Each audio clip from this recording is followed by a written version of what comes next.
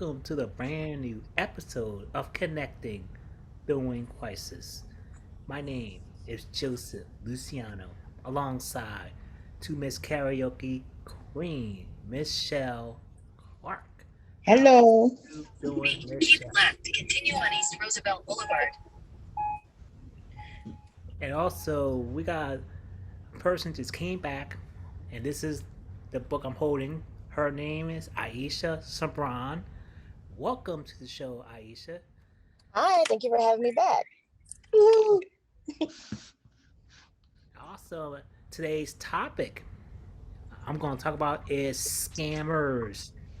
It's a real issue out here. Of course. Number one question I'm going to talk about goes directly to Aisha.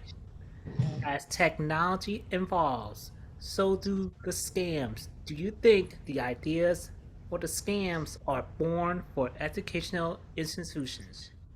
I don't know if they come from educational institutions. I do think that technology itself, especially with phones and social media, that has really added to things. Because I think like students aren't going to school learning how to scam people, but now it's like we have the access to using certain phones, tablets, whatever. And now a lot of students are, and more young people in general, are just a lot more clever than we probably were. We didn't have the access to do certain things, so now it's much easier to do sneaky things now. Okay, that's good, Aisha. Michelle? Well, in my opinion, I think some colleges, like when the like she said, young folk have more access to certain things, and there are some of them that find a way to get around like the normal ways of doing things. Like they try to find an easier way to do things without doing any hard work. So what's the best thing to do sometimes? Create a scam. Secretly undercover things, to make money. And I think sometimes they're born out of like colleges and universities and under wherever the tech people come from, but there's always somebody with an agenda somewhere. They may say like, oh, I got this college degree, yay, I'm top of my class, yay, but can you really find a job? So I feel as though that's fuel to say, hey, well, you can't give me a job, well then I'll create myself a job. And I think scams is one of them. Man, when last time I caught this is what happened. Check your phones. If you see a phone that says ID, car ID, don't pick it up. They try to fool you everything all times. And also, you see other people ask for money from Facebook, Instagram, Twitter. Don't get it. Don't disregard that because it's no need whatsoever. Because if you do that, it'll get you for a while. It will get you and lose all your opportunities, lose your money and everything. Because I did this been there before for everybody. But I've been trying to encourage you: do not use your phones because they don't call that number. It'll cost a feeling that you're gonna scam you like all over the place. There's been an influx too of people doing a lot of, like I said, back to social media, like I mentioned, like a lot of Instagram scams. People, like I have a couple of my friends who've been hacked more than usual, and they'll those screenshots your picture, make a new Instagram page, start messaging people, follow that person. So you're thinking you're talking to that person, and it's not. And I had a friend of mine, because I know how he texts. I text him. I was like, "Is this you?" He was like, "No." You know what I mean? And this person was asking for money and saying that certain things are going on, but I know him. But to someone who doesn't know someone really well, you may assume, and here you go sending cash apps out and all kind of stuff. So people are really evil. Yes. Of course, I agree with that, Aisha. I'm sorry, I agree with this part. Remember, one time when I caught my phone, I had like, wait a minute, I can't pick up that number. It was from Africa. Like, wait, I had to hang a while away because I want to know the bill and everything that's going on take place. I had like, nope. Disregard people for Africa. They ask you for money for Western Union and charge you a lot of stuff. Yes, Remember that part. they do. And also, don't let nobody get to you because it's not the right place, right time doing it. This is focus to you. Just focus to you. Don't everybody let you do that. Right, Michelle? Yes.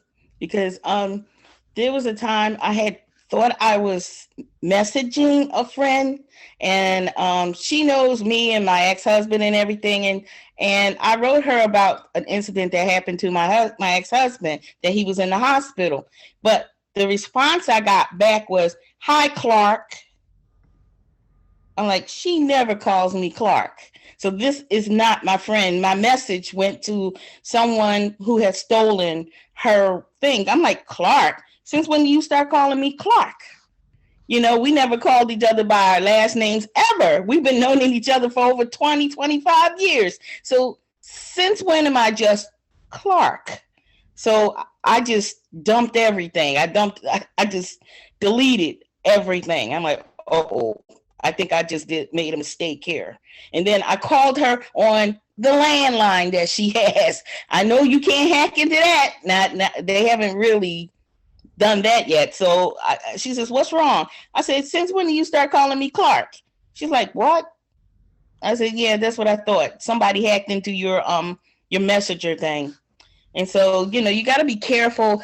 There's always little telltale signs, like when a close friend starts calling you informally, like you have a nickname or a code name, and then all of a sudden your last name, that's a flag right there. So my advice to that is look for the red flags, check it. You know, and if you can't check it, just delete everything. That's the best thing to do and start over. That's it. Michelle, this is emails. That's a Yes. problem. Emails. I haven't keep deleting stuff like where we had inappropriate. I don't want to mention the words, but inappropriate schemes that going on for thoughts. Cut out. Yep. Not worth it. Don't read it. Don't open it. If they're saying, "Hey, you paid such and such and such for," like I've been getting this scam about me buying stuff from Amazon. Oh, somebody bought 400 and something dollars of computer stuff from Amazon, and it's going through. But I checked with Amazon, and I also checked my credit reports to make sure that it's not on my credit. It's not. So these people are trying to get my information through that. They're putting this out as if, okay, yeah, you bought this. And of course you want to investigate. So when you investigate and you say, well, what did you put in there? Don't answer it. Just put it in spam, or either just go to spoof. What's the one? PayPal has spoof PayPal. So when anything you feel threatened by, forward it back to the company through spoof PayPal. And what's the other one? I think it's also spoof AOL and something, and Amazon. I've been doing it. I just keep forwarding back, and they're like, "We'll check it." I'm like, "You better," because now not only was I getting the emails, I get the phone calls. And I'm like, I know. So don't be fooled by that. Those are the scams that really want your information. They want you to get upset over it and like, well, I didn't do that. Then what did you put in there? So you got to be careful about those too. Those are intimidation tactics to get you to give your information. Man, that's true. You're absolutely right, Michelle. How about you, Aisha? You know what happens? Somebody scam your stuff on your phones. Only thing close that I've had, like I'll have someone email me every now and then, and it's telling me that, oh yeah, you just spent it was like I spent like $300 like at a store. I'm like, no, I didn't. And I'm thinking that someone had my card. I was about to freeze my account, and I actually started going. I went to the place. It told me that this person was going, and apparently, like my name is spelled with an I. People think it's an L a lot. So it was a woman. Uh-oh. We lost her. Or maybe her name is with an I, but it's very close. So they like associate her name.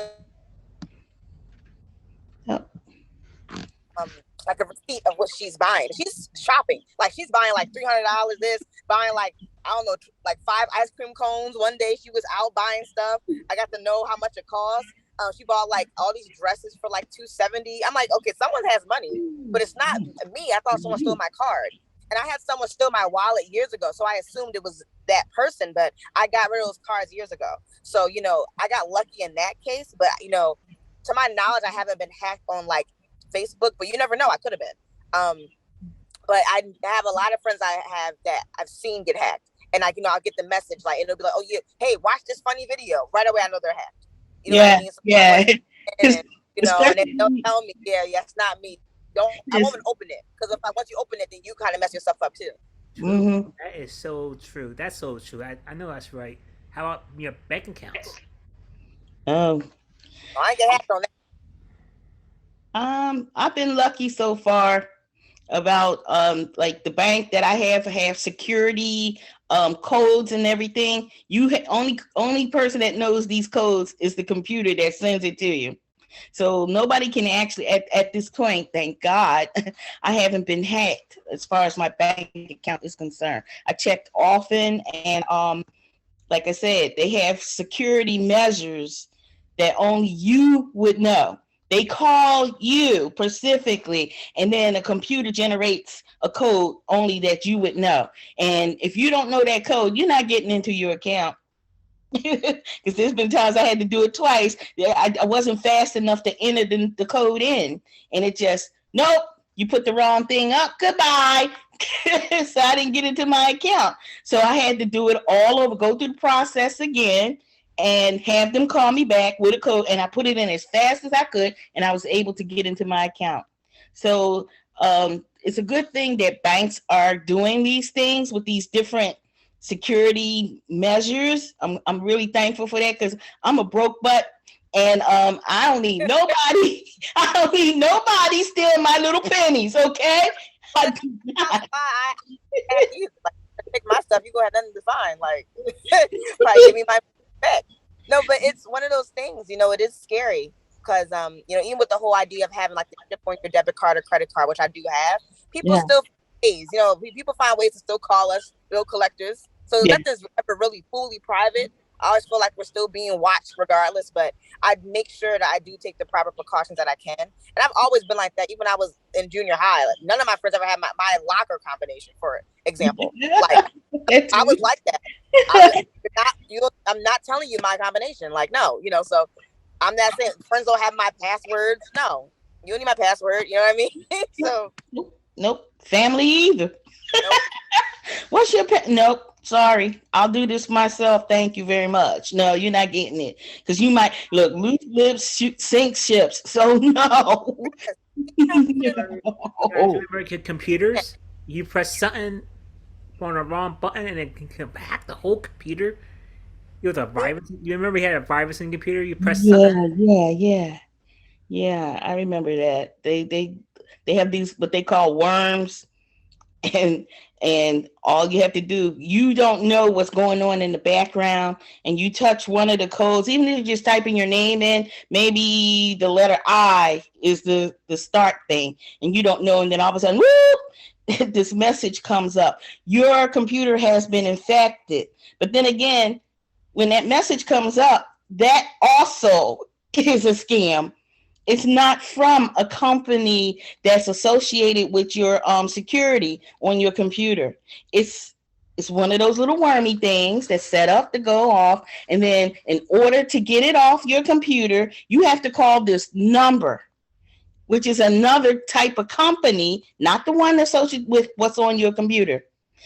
And it's like, you call us, you pay us, what was it, $89, $90, $150 to start your computer up again. My brother did that once. And then for some reason, he was like, woo, sure, he paid it. The thing came off, but 3 months later, it was back.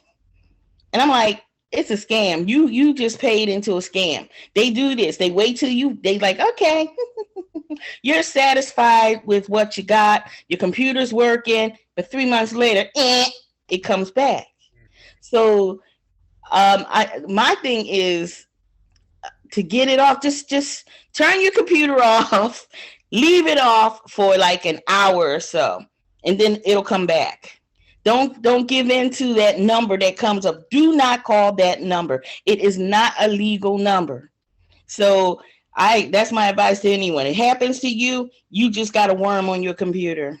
So be careful. Like I said, red flags. They're all over the place. Of course, that's right. Red flags, right? Now I'm gonna Hmm. go to number two. Wow, we had a mouthful. This is gonna be Aisha.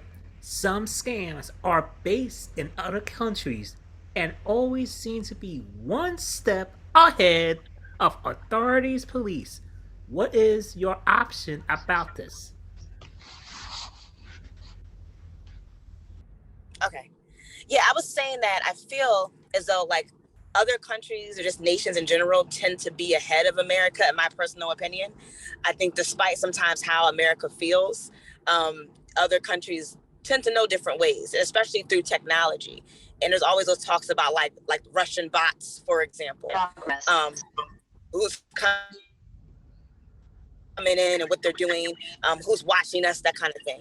So I guess to answer that question, I definitely think it's a real thing, and I think it's even more prevalent. For example, like I traveled recently, and even just down to just like sometimes knowing when people outsource for other companies, for example, and you're trying to find certain deals. I definitely think since the pandemic, a lot of scamming has really went a little higher than usual because people are really desperate to get back to normal, and other companies know that, especially other foreign companies. So you may think you're calling a certain company is actually somewhere else and they're taking your money or they're posing as a company you think you know.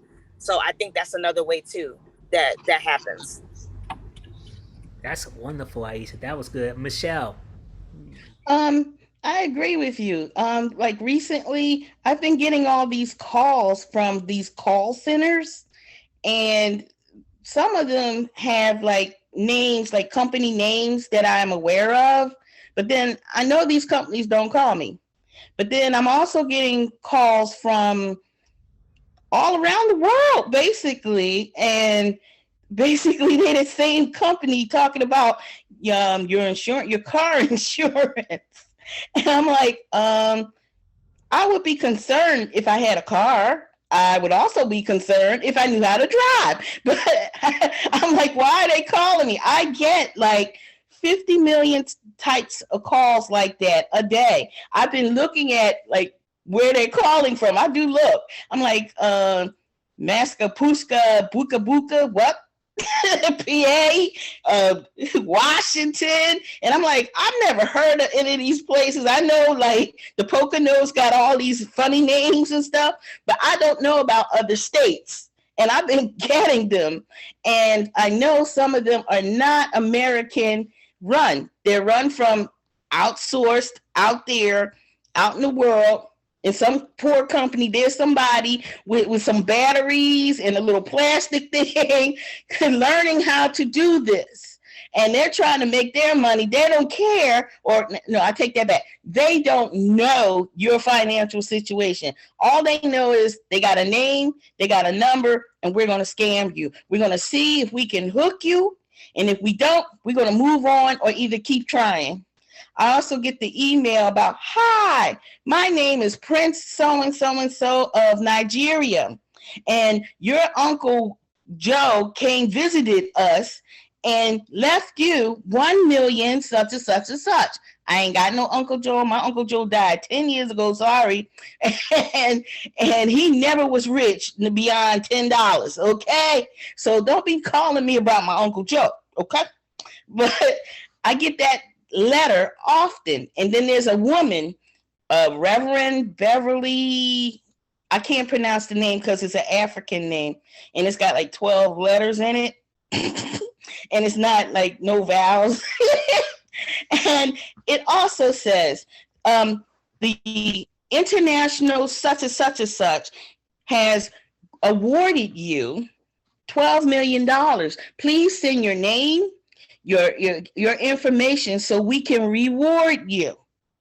It's like, reward me for what? I don't know nobody in Africa. I ain't never been to Africa. So what are you rewarding me for? Some people who are desperate may fall for that. Yes, I've seen that before. Mm-hmm. I had a similar thing of someone saying someone in Britain. I had like a great uncle who was an eccentric billionaire, and he passed away, and I was the closest living relative, something like that. Yep. Red flag. I actually looked up the name, even though I knew it was BS. I wanted to see what it was about, and I looked it up. And the person was a real lawyer, but I could tell someone did research enough to find a real name, but they're impersonating a real person. And that happens too. A lot of people, like you were being generous, saying that they may not that they don't care, they may not know your financial status, but a lot of them also just don't have a conscience. People are out for money. They don't care who they hurt. So I don't care who this person is. If they have money, I'm gonna try to get it out of them. And people are out here doing that all over the world and domestically. Greed. What they say, money is the root of all evil. They ain't lying. It is, because that's what people are like. I don't have any money, so I'm from a poor country. I know how to do this. I'm going to scam somebody in America, which everybody just assumes America is rich. Guess what? We ain't the milk of, it's not the land of milk and honey like you think it is. Hello. But people in foreign countries don't know any better. But yet if they find an easy way to get over, the first thing they're going to look at is America. They're like, oh yeah, they got money. Even if they got $1 in their pocket, they're richer than we are. So if somebody can say, well, look, this is what I want you to do. I'll pay you $5 if you let this other person do this. I'll give you the packet with the name and and you perpetuate, and you won't get in trouble. It's just like how drug dealers begin. Someone tells them this is easy money. Come on. You don't have to work hard. No, not really. Yeah. It's the same thing, same premise. So, in foreign countries where they really, really are starving and hungry, and nobody may have 10 cents in their pocket. 10 cents means $10 million to them. Where to us, it's like, oh, just put it in somebody's bucket, But, scamming is basically an easy way out. They find a way to use it. They get people who fall for it. Just like I forget what show. I think it was Dr. Phil. This woman got on some kind of dating service, and this young man was like, "I love you, but I got malaria and I can't pay my medical bills." And she fell in love with this young man in Africa. Never met him. Sent him like thousands of dollars. He scammed her, and what got me was the scammer was also on it. He was like, "No, I love her. This is my aunt." It wasn't his aunt. It was his sister. That she was in on it, and he was supposed to be some kind of student in college there, wherever they was in Zimbabwe or something. But it was a whole family of them playing a role. So this white woman can send her life savings to them. And she's like, "But I love him and we're going to get married." You never met him. How are you going to marry somebody you never met? You only talked on Dual, or I think it was Skype or something, when they finally did get to see each other face to face. But they didn't know each other. And he got away with it because there was nobody actually on his side, complaining to the police. Well, I'll say one thing before I guess we move to the next question. I just wanted to kind of expound on that one thing. I think part of the reason why that happens too are people, I wouldn't say solely because of the pandemic, but it played a role of people in loneliness, right? Yes. Things they're going through. So like you said, logically, how are you falling in love with someone you don't even know? But I think people having that feeling of, I want someone to care about me, I'll do anything to keep this person around. And you have people out here who are willing to do that, and people will use that to their advantage to get what they want, which is, to me, an evil thing to do. But it's like, this is the oldest thing in the world. People have been lying since the dawn of time, right? And so if they think I'm able to get over on someone and I can play their emotions, people do that. Yeah. Unfortunately. Thank you for joining us today for our scammers topic. Join us on the next show on a second part of our scammer series in Connecting During Crisis.